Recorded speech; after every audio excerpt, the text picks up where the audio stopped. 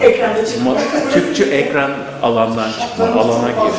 That's really okay. Senle Is it good beraber, now? evet. Okay. Oturabilirsin.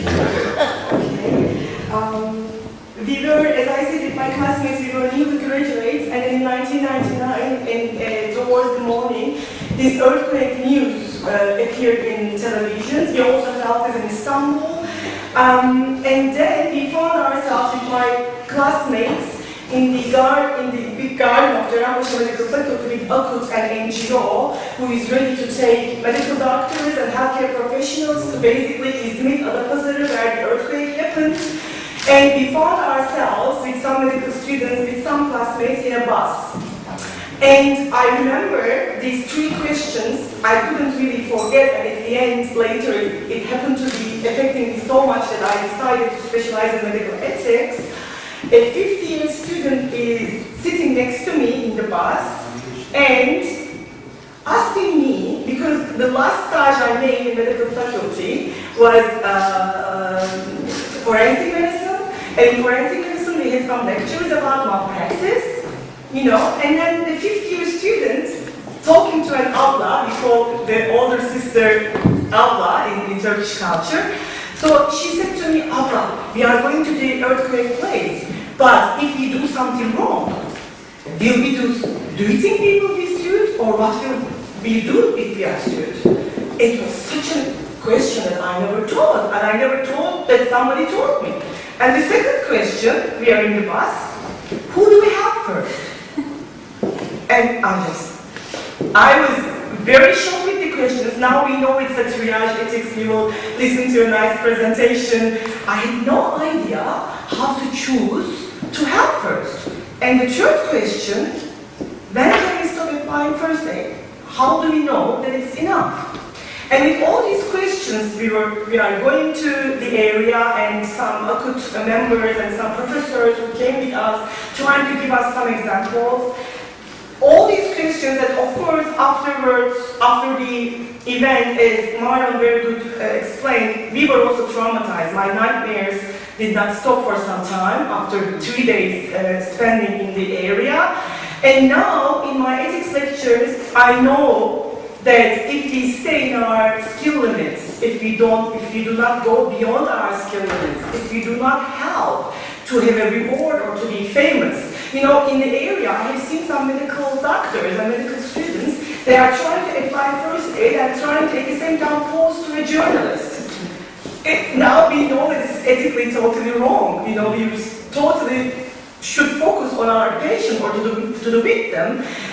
Now, I know all these things after specialization in medical ethics, and in Turkey we are in a very good situation, I must say, especially when I compare it with Germany at the moment. I have been to some medical universities in Germany, and I learned that medical ethics in some of these medical faculties are only an elective course. So I have met some medical doctors who have not taken medical ethics courses. In Turkey, nearly all medical faculties, there are some, due to the little number of medical ethicists, but still we are growing.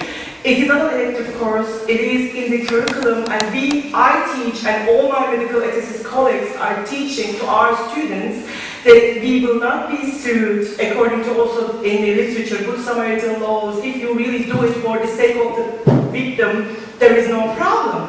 And second, who do we help first? Triage ethics. We know it now, we know the principles, and our colleague will tell us in a broader perspective how important it is to have medical ethics lectures for healthcare professionals. Not knowing the answers of these questions really produced a nightmare for me and for my colleagues in the disaster area. And when can we stop applying first aid? Now I tell to my students, you can stop applying first aid in 3 conditions. If the victim does not really no longer need your help, he or she is stabilized. If a better healthcare agent enters the area, an ambulance or a better specialist, or you yourself are harmed. Yes, or a stone just came, it happened to my colleague, to my classmate, there was an aftershock, we were very close to a building. From this building that we are close, a stone just came to the neck of my colleague, same time. Of course, he couldn't continue his first aid, and unfortunately, we lost the victim.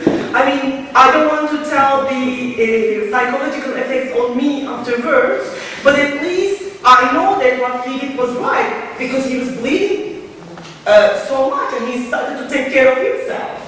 And at this point, he had to stop applying first aid. But now, when I specialize in medical ethics, and now we have literature, and we have a systematic program in Turkey at the moment, so I want to finish my words by saying that medical ethics lectures in medical faculties and in all healthcare faculties, it should not be an elective course, it must be in the basic curriculum, because even as healthcare professionals, we were helpless in 1999 earthquake. And as also Daryl said, inshallah, Istanbul earthquake will never happen, but we keep talking about it, we keep hearing about it.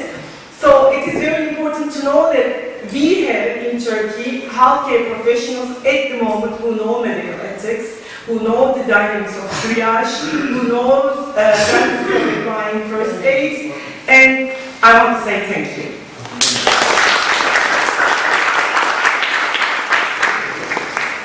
Thank you. 10 minutes. Now we will have a 10 minutes break. Sorry, I don't know if there were questions. Any questions? I don't know. The ethical aspect of it, I think we could translate it throughout the world so that people can learn and have good experience on this for the sake of the medical response. The response you have observed and you have think, I think it is very important and we have learned a lot about it. The thing is that we are talking about tsunami. I was educated in Japan, University of Tokyo, so I know what is tsunami. Su means bad or disaster, tsunami means wave. So the good thing is that before tsunami hit, people can say, scientists, we can know the warning comes, the tsunami is coming this and but for earthquake, the Jishin, the earthquake, nobody can show when it happened and what it happened, so we must be prepared. In Japan, every day, 3-4 times, this earthquake is hitting and this. So, for what will happen after this earthquake? What could be our response? Particularly the response of the expert of the doctor, particular doctor, how they should prepare themselves, both physically, mentally. This lesson you have learned is very important for us, and I wish that through a scientific paper also you spread this thing to the world. Thank you very much. Please, thank you. Thank you for your support.